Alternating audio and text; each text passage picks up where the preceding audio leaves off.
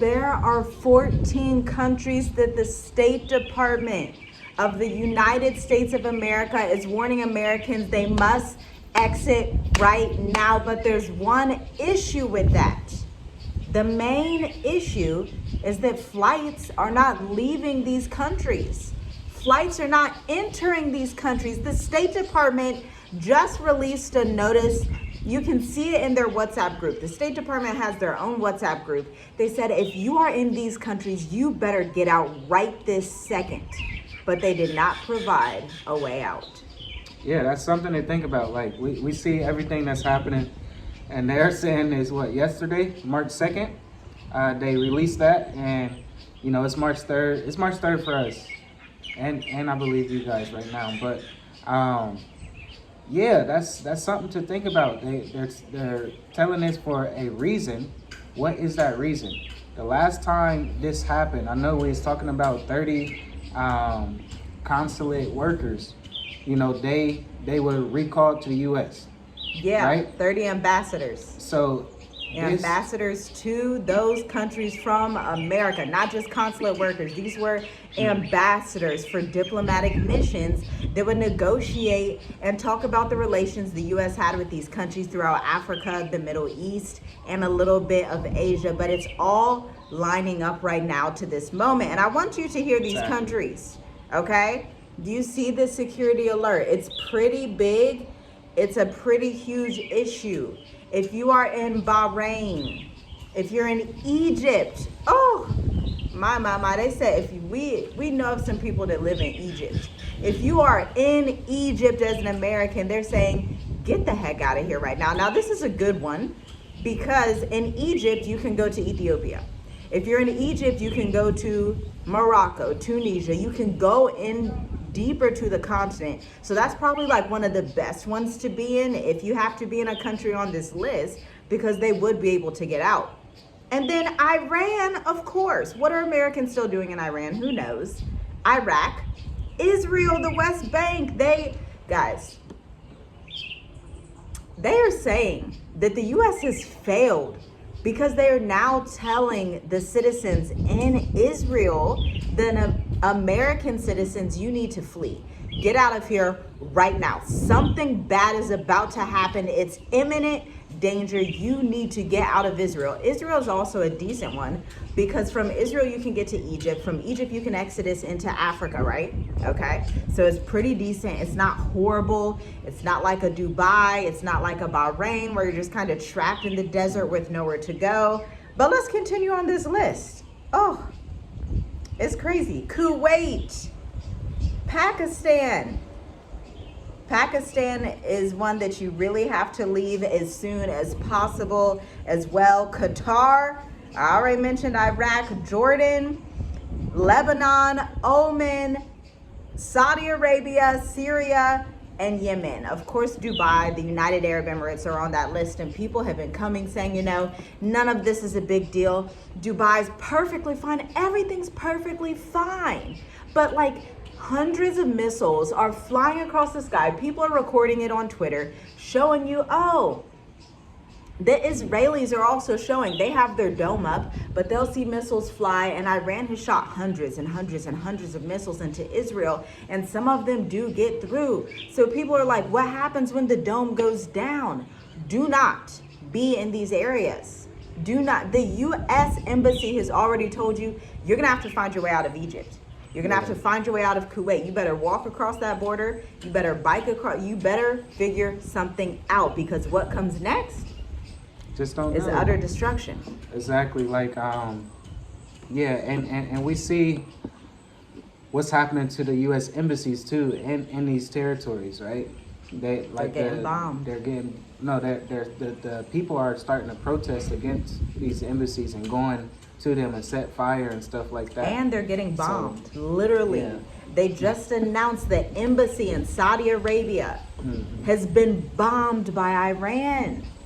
Look it up. The embassy inside, the U.S. embassy, not a military base, The U.S. Embassy, where U.S. citizens in Saudi Arabia get their passports renewed and just go check and see what's going on with their applications, and Saudi Arabians put in their applications to go to America, they are getting bombed right now. You know what? We went ahead and pulled up the blog from Axios.com, AXIOS.com, if you want to read along. Updated 3 hours ago, Iran targets U.S. allies, hits American embassy in Riyadh. Okay? The U.S. embassy in Riyadh was attacked by 2 drones, according to initial estimates, resulting in limited fire and minor material damage to the building. But here's the big picture, they say. Tehran has launched a wave of counterattacks following the weekend airstrikes by American and Israeli forces on Iran, firing missiles at other Middle Eastern nations that are allied with the U.S., which is much of the Middle East, clear into Tuesday morning as the U.S. and Israel continue to target Iran simultaneously. Now, the U.S. Central Command said on X, formerly known as Twitter, American forces had destroyed Islamic Revolutionary Guard Corps command and control facilities, along with some of the other targets that they had. This is the state of play. The U.S. mission to Saudi Arabia issued an alert, shelter in place, following Tuesday's attack. There were no immediate reports of injuries. Everybody had probably got out of there, so that's good. Thank the Most High for that people were able to get out of there. But this must be such a scary situation if you are in Saudi Arabia. Not only is this impacting Saudi Arabia, but Europe is in this issue as well now. Yeah, I do want to say that this is about resources too. So there's a lot of oil that goes through the Middle East that gets traded over there. So it's going to be a halt.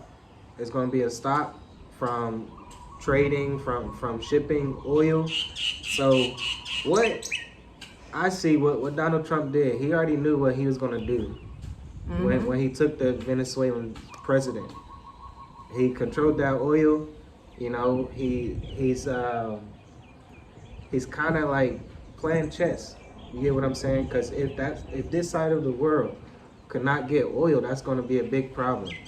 Like, it's going to be a big problem in the long term. So that's something that, you know, people got to understand. This is happening for a reason.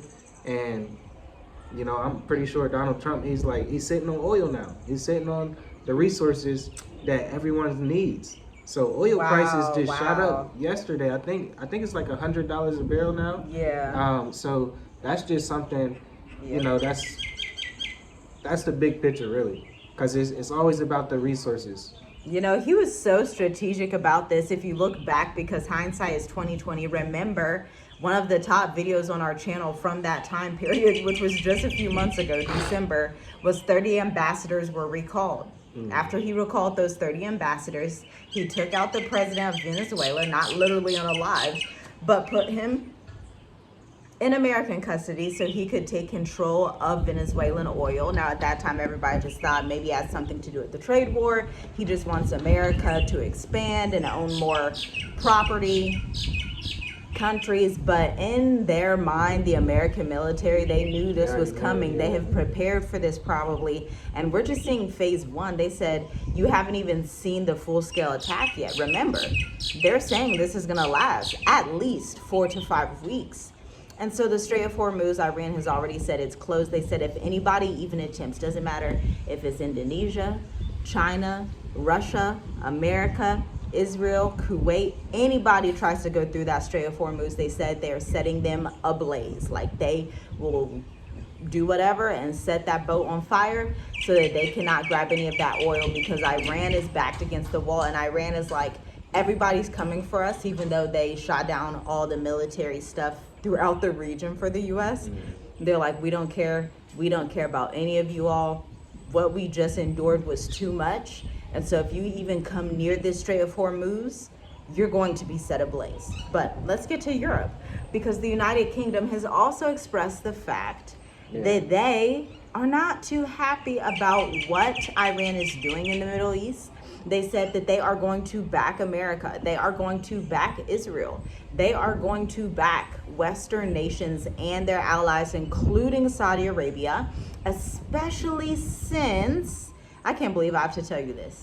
Do you know Cyprus, that is a European country near the Mediterranean, not too far from the Middle East? It's as close as you could get to the Middle East from a European country. Well, Iran launched some attacks on Cyprus, on some military bases and United Kingdom military bases in that region. And so they have now brought the European Union into this escalating global world war. Yeah, it's getting crazy because like when Europe gets involved, that means that a lot of flights is going to be canceled, rerouted. I know they were talking, just say like in Dubai in the Middle East, there's like, oh, March 7th, March 8th, possibly. We will see about that. But now Europe is going to get involved.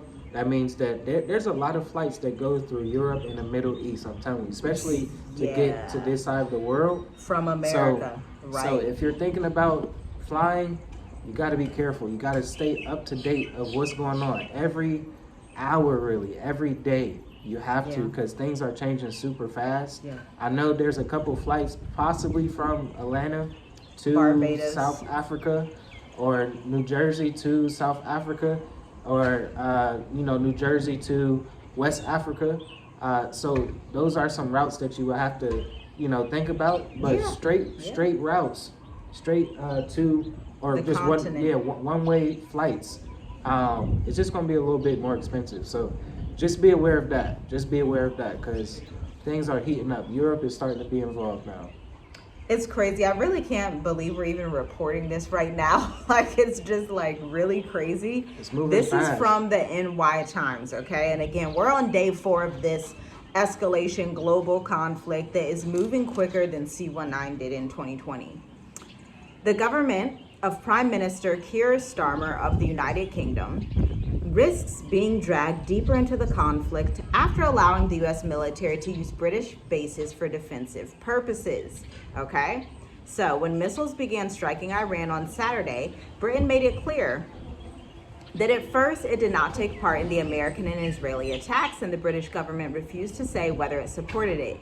But in the hours that followed, as Iran began retaliating against 14 different countries in the Middle East, with drones and missiles across the entire region, the calculation for Prime Minister Keir Starmer appears to have changed.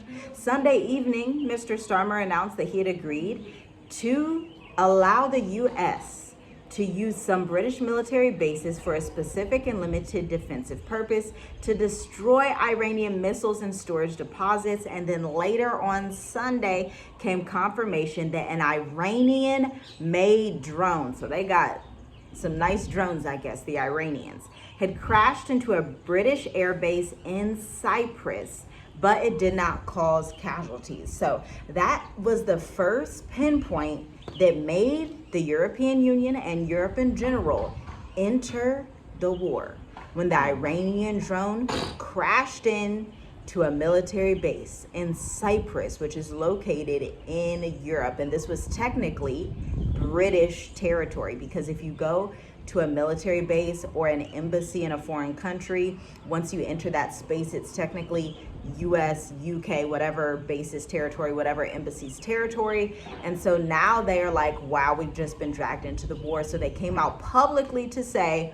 listen, we support the West. We support America, Israel, and we may have to get in this war. France said the same thing. Despite all the things that are happening between France and America, they said the same thing and said, look, we will be backing the United Kingdom if they get dragged into this war. Now, Spain has had a different mindset. Spain is like, we support Iran. So. Yeah, it's everything's heating up. It's getting confusing. Confusion is everywhere. Is running rapid, to be honest, because it's just a lot going on. I know this is a big deal, but the question is, what are you going to do about it? How are you going to move around? How are you going to intake this information and move accordingly? You know, you got to have a strategy. even in America, even if you're not thinking about traveling. You know, I just did a video earlier saying like you might want to start thinking about where are you going to be if this escalates and then actually comes to American soil. Comes to your doorstep. You know, that's something to really think about. Things are changing super fast. This is kind of, I know I was telling my wife yesterday about, this is kind of reminding me of COVID, of when they was telling us, yeah, this weekend we're going to shut down stores and stuff like that. And then all of a sudden it was 2 weeks. And then all of a sudden it was months. You get what I'm saying? Then that lasted 3 years. Yeah. So this kind of reminds me of that because it's escalating super fast. And today, I know Donald Trump was like in a meeting with his cabinet and stuff, talking about he's going to make a big speech and do something big pretty soon. So as we are recording, we just don't know what could happen. You know, this thing could escalate as we're talking right now. So like I say, we are going to keep you guys updated of what's going on because this is moving rapidly.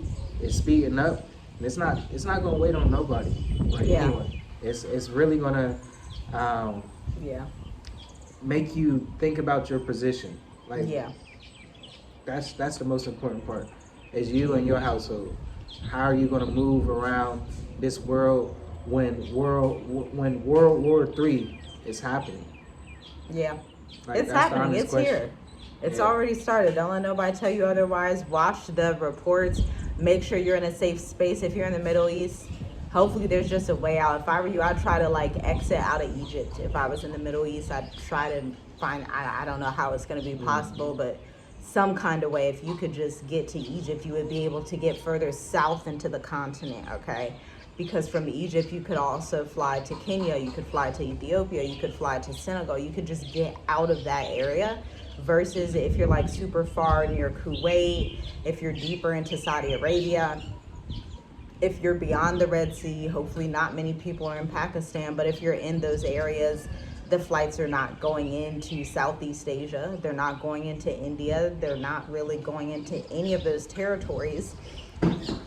So it would be very difficult to get out, but you may just have to, you know, pray and walk and have faith, and maybe you get protection, somewhere in a basement, somewhere in a hotel, something that's just going to be safe to an extent until you can get out. But I do believe that citizens of not only America, but China, of India, of everywhere on earth that are in the Middle East will be stuck for some time. Yeah, So. family. Gotta think. Gotta move wise. So all praises to the Most High. It's just gotta pray. You really gotta pray. People are losing their lives, so that's another thing that we gotta consider. Where it's like, man, U.S. servicemen, Iranians, everybody, and it's only day 4. Yeah, and the Most High is allowing this, so yeah, He is allowing it. You gotta think. Judgment is on earth. You gotta think that way too. So, I think that's pretty much it. Make sure you like the video, leave your comments below, subscribe to the channel if you haven't, and we will talk to you in the next one. Shalom. Shalom.